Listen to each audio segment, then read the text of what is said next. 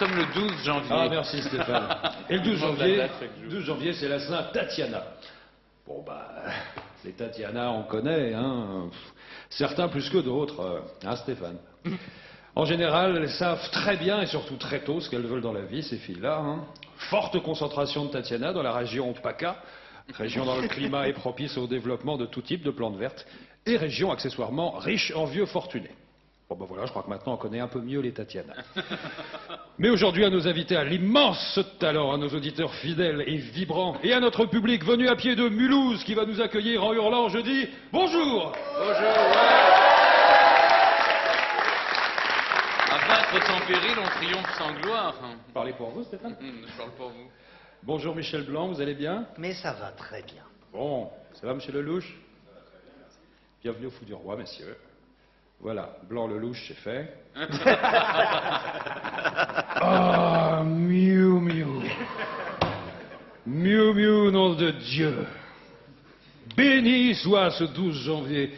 Oui, je suis content pour vous, petite femme frêle et agile au doux regard candide, qui n'est pas sans me rappeler celui de la petite loutre des rivières glacées du Cambodge. Ravi que vous puissiez passer aujourd'hui un peu de temps à côté d'un homme formidable.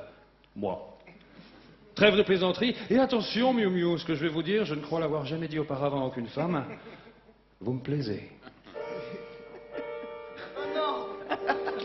Vous me plaisez énormément. Vous me plaisez plus que de raison. Quand je pense à vous, je parle couramment ougandais. Et je rêve que nous nous perdons dans la forêt tropicale en partant de rien matériellement, mais de tout émotionnellement. Nous nous construisons un futur fait de nature nourricière, d'amour sauvage et de paludisme aggravé. Et on s'en fout du palu, car on est bien, toi et moi. Oui, on se tutoie maintenant, il y a un moment, faut y aller. Hein. Oui, je disais, on s'en fout du palu et de la précarité, car rapidement nous prenons le dessus sur notre environnement. Et c'est dans une splendide maison perchée dans les arbres que nous coulons des jours heureux où tu es assisté dans tes tâches ménagères par 3 guenons serviles que j'aurais dressés et habillés en soubrette. Voilà à quoi je pense, Miu Miu, quand je pense à toi. Tout ça pour dire, je suis content de vous voir. Super. Pour revenir à votre film, chers invités, quel régal. Ah, la vie de famille avec ses petites aspérités qui en font tout le sel. Ici, en tout cas, dans la grande famille du Fou du Roi, je vous garantis que c'est salé. Hein. Très salé même. Trop salé, peut-être. Et c'est drôle, on y retrouve parfois chez certains des caractéristiques de vos personnages. L'hypochondriaque. Ah bah, c'est Stéphane. Hein. Ça, c'est son Altesse dans toute sa splendeur. Pas du tout. Oh si. Non. Vous le verriez quand on fait un déplacement en province. Alors 9 fois sur 10, avant le départ de la maison de la radio, il nous oblige à nous réunir et à prier. Oh non.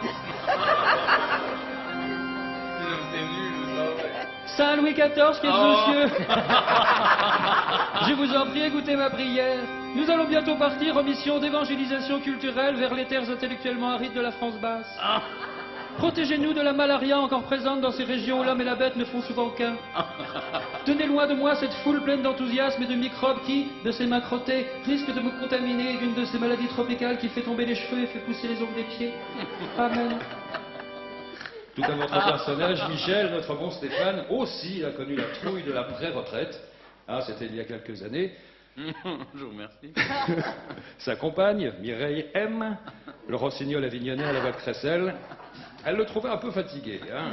Elle lui avait ordonné de se mettre en pré-retraite, sinon elle menaçait de le quitter. Une scène terrible. Bon, d'ailleurs, on va essayer de vous la reconstituer, cette scène. Stéphane, est-ce que vous êtes disponible pour me filer un petit coup Allez, de main? allez. Parce que Miu Miu est là, qu'elle adore Mireille. J'adore. Alors, sur les parties soulignées, hein. Moi, je fais vous. D'accord. C'est parti. Qu'y a-t-il, madame, délicieusement fripée? Figure-toi, mon amour à bouclette, que malgré les années, je suis restée une femme entière, pleine de désir. J'ai un grand besoin d'amour. Tu veux qu'on achète un autre chien, ma douce épave? Non. Moi, j'ai besoin d'amour avec toi. Je veux du challenge physique. Je veux que tu me bouscules la vertu, que tu deviennes le fafane des débuts, ma grosse brutasse qui me traitait comme une vilaine petite souillon. Mon Dieu, ne parle pas de la sorte, ma douce antiquité. C'est vulgaire, tu t'exprimes comme une syndicaliste qui a arrêté l'école en 5e. Je veux que tu te reposes. Mets-toi en pré-retraite. Je veux que tu me fasses un enfant. Oh non, pas ça, pas maintenant. Dans maximum 2 ans, Drucker est foutu. Et enfin, ce sera moi le roi des vieux. 2 ans, pas plus. Hein. Moi, j'ai mon horloge biologique qui tourne comme une mobilette. Hein. Bon, là, ça va encore, j'ai que 93 ans. Mais quand même, ça urge. Oh là là. Enfin, Dieu merci, tout ça s'est arrangé. Hein. C'est horrible. Stéphane a offert un petit sans-papier albanais à Mireille, c'est l'a occupé 3 mois. Hein. qu'elle l'a revendu à un ami trafiquant d'organes.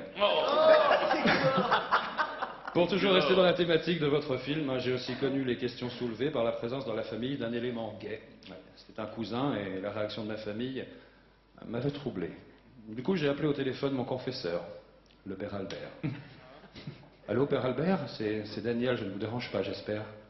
Mais tu ne me déranges jamais. Tu le sais, Daniel. J'étais juste en train de visionner un DVD de sport intitulé Footballeur sur la douche. Que puis-je pour toi, mon enfant? Alors voilà, j'étais comme chaque année à ma réunion de famille, dans les terres sauvages et hostiles du sud-ouest de la France. Et à la fin du grand repas, mon cousin Amédée a déclaré qu'il aimait les garçons. Et alors, quelle a été la réaction de cette famille de bouseux? Ils l'ont crucifié sur la porte du garage. Est-ce une réaction normale, mon père?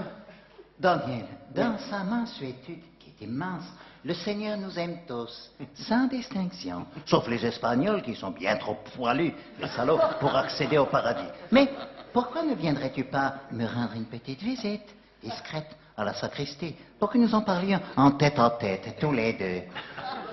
Je voudrais pas abuser, mon père. Mais tu n'abuses pas, Daniel! Allez, magne-toi le pompon, nom de Zeus.